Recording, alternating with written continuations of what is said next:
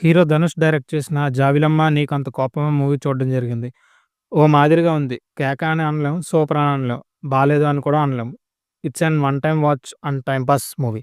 Movie టైటిల్‌లో పెట్టినట్టే it's an usual love story. ఒక అమ్మాయిని లవ్ చేయడం, రీజన్స్ వల్ల బ్రేకప్ అయిపోవడం.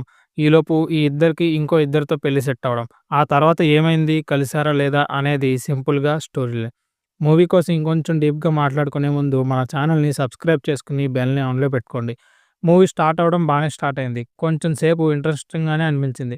ఆ తర్వాత కొంచెం రొటీన్ స్టైల్‌లోకి వెళ్ళిపోయింది. హీరో ఫ్రెండ్స్ పక్క నుండి కామెడీ చేస్తూ ఉంటారు గానీ, మనకంత నవ్వు రాదు. అలా అని బోరేం కొట్టదు. స్టోరీ అంతా యాజ్ యూజువల్‌గా నడుస్తూ ఉంటుంది. సాంగ్స్ వస్తూ ఉంటాయి, పోతూ ఉంటాయి. నాకేమంత ఎక్కలేదు. బీజీఎం బానే ఉంది గానీ, విన్నప్పుడల్లా 'తిరు' మూవీ బీజీఎంని కొంచెం స్టైల్ మార్చి మళ్ళీ అదే కొట్టినట్టు అనిపించింది. ఇలా ఒకసారి కాదు, 2 సార్లు కాదు, చాలా సార్లు నాకలాగే అనిపించింది. 'గోల్డెన్ స్పారో' సాంగ్ తప్ప నాకింకేం నచ్చలేదు.